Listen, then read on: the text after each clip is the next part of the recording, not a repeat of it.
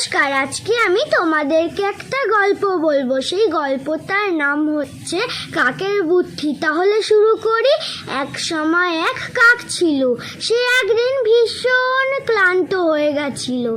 সে খুব তৃষ্ণার্ত হয়ে গেছিল।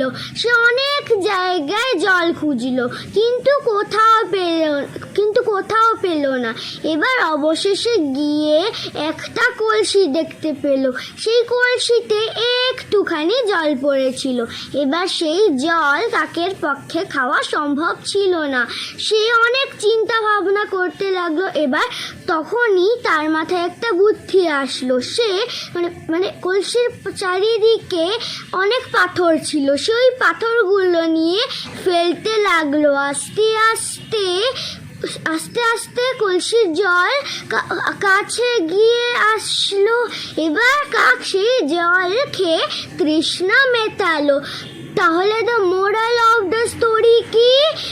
সময় নিজের বুদ্ধি লাগাতে হয়। তাহলে তোমাদের যদি আমার আজকের এই গল্পটা ভালো লাগে তাহলে লাইক, শেয়ার আর ভালো ভালো কমেন্ট করতে কিন্তু ভুলো না।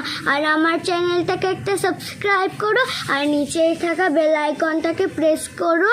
তাহলে আজকে এই পর্যন্তই। Bye bye.